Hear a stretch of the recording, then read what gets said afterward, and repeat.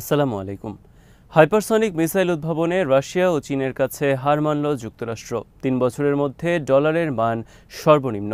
বাণিজ্য যুদ্ধে সোমবার আরেক দফা ধস যুক্তরাষ্ট্রের শেয়ার বাজারে। চীনের চাপে শান রাজ্যের রাজধানী লাসিও বিদ্রোহীরা তুলে দিল মিয়ানমার আর্মির কাছে। বিডিভিউজ ইনফোটেনমেন্টে স্বাগত জানাচ্ছি আমি তাসনিম হোসাইন। আজ জানাবো প্রতিরক্ষা সংক্রান্ত গুরুত্বপূর্ণ কিছু খবর। হাইপারসনিক মিসাইল উদ্ভাবনের ক্ষেত্রে রাশিয়া ও চীনের কাছে পরাজয় স্বীকার করে নিল যুক্তরাষ্ট্র। যুক্তরাষ্ট্র নেভি চলতি মাসে নীরবে পরিত্যাগ করেছে তাদের হাইপারসনিক এয়ার লঞ্চড অফেন্সিভ বা হালো অফেন্সিভ কর্মসূচি। অত্যাধিক ব্যয়বহুল এবং নিম্ন পারফরমেন্সের কারণে অবশেষে হাইপারসনিক মিসাইল উদ্ভাবন থেকে সরে আসলো যুক্তরাষ্ট্র নেভি। যুক্তরাষ্ট্রের ওয়ারজোন ম্যাগাজিন অনলাইন খবর প্রকাশ করেছে এটি। যুক্তরাষ্ট্র নেভি স্থল ও বিমান বাহিনী সমন্বিতভাবে কাজ করছিল হাইপারসনিক মিসাইল উদ্ভাবনের ক্ষেত্রে। নেভি এই কর্মসূচি থেকে সরে আসলেও অন্য দুই বাহিনী এখনও এই বিষয়ে আনুষ্ঠানিক কোনো ঘোষণা দেয়নি। তবে এই মিসাইল উদ্ভাবনের ক্ষেত্রে সবচেয়ে বেশি অর্থ বরাদ্দ করেছিল যুক্তরাষ্ট্র নেভি। ২০১৫ সালে রাশিয়া প্রথম পরীক্ষা চালায় সফল হাইপারসনিক মিসাইল।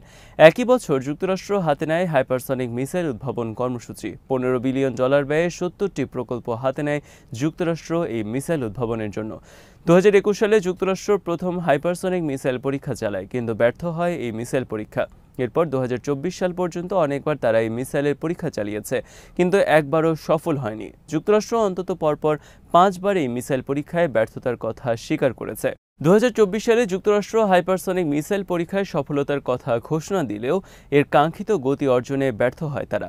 ২০১৮ সালে রাশিয়ার প্রেসিডেন্ট পুতিন প্রথম তাদের হাইপারসনিক মিসাইলের অধিকারী হওয়ার ঘোষণা দেন আনুষ্ঠানিকভাবে। এরপর ২০১৯ সালে তারা মোতায়েন করে ভূমি থেকে নিক্ষেপযোগ্য ভয়ঙ্কর শক্তির এক হাইপারসনিক মিসাইল।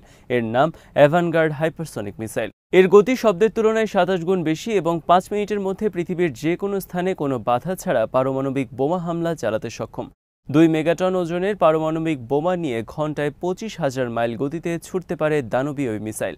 রাশিয়ার পারমাণবিক মিসাইল অকার্যকর করে দেয় যুক্তরাষ্ট্রসহ বিশ্বের সকল দেশের সব ধরনের মিসাইল প্রতিরোধ ব্যবস্থা, কারণ হাইপারসনিক মিসাইল তার চলার পথে বাঁক নিতে সক্ষম প্রতিপক্ষের মিসাইল হামলা এড়িয়ে চলার ক্ষেত্রে।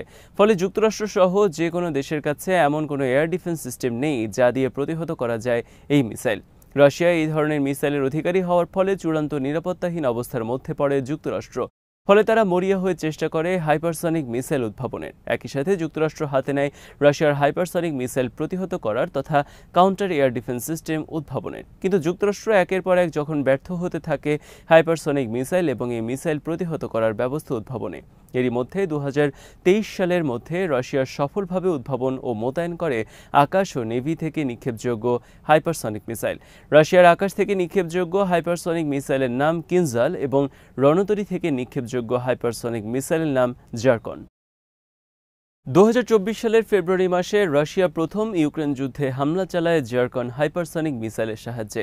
এরপর একই বছর মার্চ মাসে রাশিয়া ইউক্রেনে আবারও হামলা চালায় বিমান থেকে নিক্ষেপযোগ্য কিনজাল হাইপারসনিক মিসাইলের সাহায্যে। ইতোমধ্যে চীনও অধিকারী হয় হাইপারসনিক মিসাইলের। ২০২১ সালে চীন এমন এক হাইপারসনিক মিসাইলের পরীক্ষা চালায় যা পৃথিবীর কক্ষপথে অবস্থান করতে সক্ষম। মহাকাশে অবস্থান করে অজানা স্থান থেকে পারমাণবিক বোমা হামলা চালাতে পারে এই মিসাইল। চীনের এই মিসাইল পরীক্ষায় আতঙ্ক ছড়িয়ে পড়ে ওয়াশিংটন ও পেন্টাগনে। চীনের এই অস্ত্র প্রযুক্তি হতবাক করে দেয় যুক্তরাষ্ট্রকে। কিন্তু চীন ও রাশিয়ার মোকাবেলায় হাইপারসনিক মিসাইল পরীক্ষা উদ্ভাবনে ব্যর্থ হওয়ায় বর্তমানে যুক্তরাষ্ট্র সম্পূর্ণ অসহায় এই দুই দেশের মিসাইল শক্তির কাছে। কোনো বস্তুর গতি শব্দের তুলনায় ৫ গুণ বেশি হলে তাকে হাইপারসনিক গতি বলা হয়। যুক্তরাষ্ট্রের কাছে শব্দের তুলনায় ২৫ গুণ বেশি গতিসম্পন্ন মিনিট নামক ব্যালিস্টিক মিসাইল রয়েছে। কিন্তু উচ্চ গতি হাইপারসনিক মিসাইলের মূল বৈশিষ্ট্য নয়। হাইপারসনিক মিসাইলের মূল বৈশিষ্ট্য হল উচ্চ গতির সাথে এটি চলার পথে বাঁক পরিবর্তন করতে সক্ষম, যার ফলে বিপরীত দিক থেকে ছুটে আসা পাল্টা মিসাইল হামলা সে এড়িয়ে চলতে পারে। কিন্তু প্রচলিত কোনো ব্যালিস্টিক মিসাইলের এই বৈশিষ্ট্য নেই। ব্যালিস্টিক মিসাইল চলে সরল রেখায় এবং চলার পথে বাঁক নিতে পারে না। ফলে আকাশে একে প্রতিহত করা সম্ভব পাল্টা মিসাইলের সাহায্যে, কিন্তু উচ্চ গতিসম্পন্ন ব্যালিস্টিক মিসাইলও বস্তুত আকাশে প্রতিহত করা অনেকটাই কঠিন। যুক্তরাষ্ট্র বর্তমানে জাপানের সাথে একটি যৌথ প্রকল্প পরিচালনা করছে, যার লক্ষ্য হাইপারসনিক মিসাইল প্রতিহত করার পাল্টা মিসাইল উদ্ভাবন করা। হাইপারসনিক মিসাইল প্রতিহত করা সম্ভব কিনা এই নিয়ে বিতর্ক চলছে অনেকদিন থেকে সামরিক অঙ্গনে। যুক্তরাষ্ট্রের অনেকেই হাইপারসনিক অস্ত্রের পেছনে অর্থ ঢালার পক্ষে নন। তাদের মতে বর্তমানে মহাকাশে স্যাটেলাইট থাকার কারণে হাইপারসনিক মিসাইলের বেশিরভাগ গতি পর্যবেক্ষণ করা সম্ভব।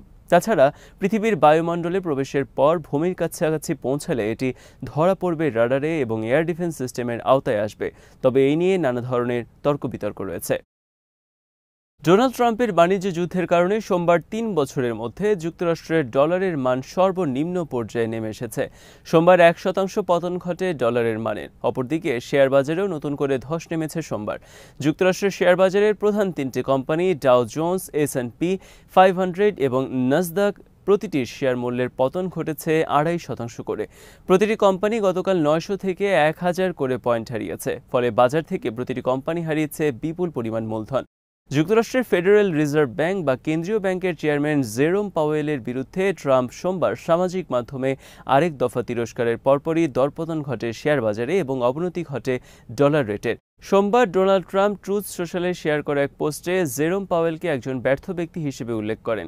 একই সাথে হুমকি দেন তাকে সরিয়ে দেওয়ার জন্য। গত সপ্তাহে জেরোম পাওয়েল কঠোর ভাষায় সমালোচনা করেন ট্রাম্পের শুল্ক নীতির। তিনি বলেন, আমরা এমন এক সংকটের মুখোমুখি যা মোকাবেলার অভিজ্ঞতা আমাদের নেই। গত ৫০ বছরের মধ্যে এই ধরনের কোনো পরিস্থিতি মোকাবেলা করেনি যুক্তরাষ্ট্র। আমরা এমন এক পানির মধ্যে পড়েছি যে পানি আমাদের কাছে অচেনা। বৃহস্পতিবার ট্রাম্প তীব্র সমালোচনা করে তাকে পদ থেকে সরিয়ে দেওয়ার হুমকি দেন। জেরোম পাওয়েলের বিরুদ্ধে ট্রাম্পের হুমকির পর সেই দিনই পতন ঘটে শেয়ার বাজারে। সোমবার দ্বিতীয় দফা হুমকির পর আবারও পতন ঘটল শেয়ার বাজারে এবং অবনতি ঘটল ডলার রেটের। সোমবার CNN-এর একটি খবরের হেডলাইন ছিল, ট্রাম্প যা বিক্রি করেছেন তা কিনছেন না আমেরিকানরা।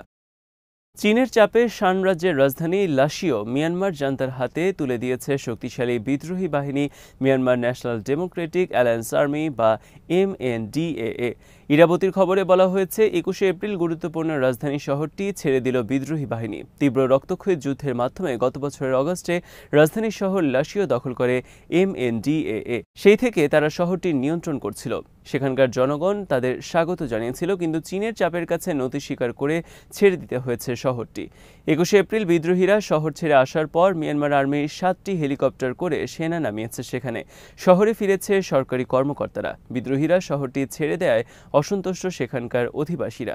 ইরাবতীর খবরে বলা হয়েছে, চীন বিদ্রোহী বাহিনী MNDAA-কে সম্প্রতি হুমকি দেয়, তারা যদি লাসিও শহর ছেড়ে না দেয় তাহলে শান রাজ্যের রাজধানী চীনের সাথে সমস্ত বাণিজ্য ও চলাচল বন্ধ করে দেওয়া হবে। বস্তুত MNDAA সহ মিয়ানমারের প্রায় সমস্ত বিদ্রোহী বাহিনী অর্থ ও অস্ত্র সহায়তা পেয়ে থাকে চীনের কাছ থেকে। চীন যদিও মিয়ানমার আর্মিকে ক্ষমতায় টিকিয়ে রাখতে ৭ দশকেরও বেশি সময় ধরে চেষ্টা করছে, একই সাথে সে বিদ্রোহীদেরকে সহায়তা করে থাকে চীন আর্মিকে তাদের কাছে নতজানু করে রাখার জন্য। বস্তুত চীনের সহায়তা ছাড়া বিদ্রোহীদের পক্ষে যুদ্ধ চালিয়ে যাওয়া সম্ভব নয় মিয়ানমার জান্তা সরকারের বিরুদ্ধে। চীন কেন হঠাৎ বিদ্রোহীদের চাপ দিল শান রাজ্যের রাজধানী লাসিও মিয়ানমার আর্মির কাছে ফেরত দেওয়ার জন্য, তা নিয়ে চলছে নানা ধরনের আলোচনা। অনেক বিশ্লেষকের মতে, চীনের সহায়তায় বর্তমানে বিদ্রোহীরা মিয়ানমারের অধিকাংশ এলাকায় দখলে নিলেও চীন এখন অবস্থান নিয়েছে অখণ্ড মিয়ানমারের পক্ষে। বস্তুত মিয়ানমার ঘিরে যুক্তরাষ্ট্রের পরিকল্পনা প্রতিহত করার অংশ হিসেবে চীন চাচ্ছে মিয়ানমারকে ভেঙে যাওয়া থেকে রক্ষা করতে, আর এর সুবিধা পাচ্ছে কুখ্যাত মিয়ানমার আর্মি। ২০২৩ সালে মিয়ানমারের শক্তিশালী ৩টি বিদ্রোহী বাহিনী মিলে সর্বশক্তি নিয়ে ঝাঁপিয়ে পড়ে মিয়ানমার আর্মির বিরুদ্ধে। আরকার আর্মি, তাং ন্যাশনাল আর্মি এবং Myanmar national Democratic alliance army মিলে গঠন করে থ্রি ব্রাদারহুড আর্মি। ২০২৩ সালে এই ৩টি আর্মির যৌথ হামলার ফলে একের পর এক গুরুত্বপূর্ণ শহরে পতন ঘটতে থাকে মিয়ানমার আর্মির। আজ এখানেই শেষ করছি। সমরাস্ত্র, প্রতিরক্ষা ও কূটনীতির নানা তথ্য জানতে চোখ রাখুন বিডি ভিউজ ইনফোটেইনমেন্টে। চ্যানেলটি ভালো লাগলে সাবস্ক্রাইব করুন, সংযুক্ত থাকুন আমাদের ফেসবুক পেজে। আল্লাহ হাফেজ।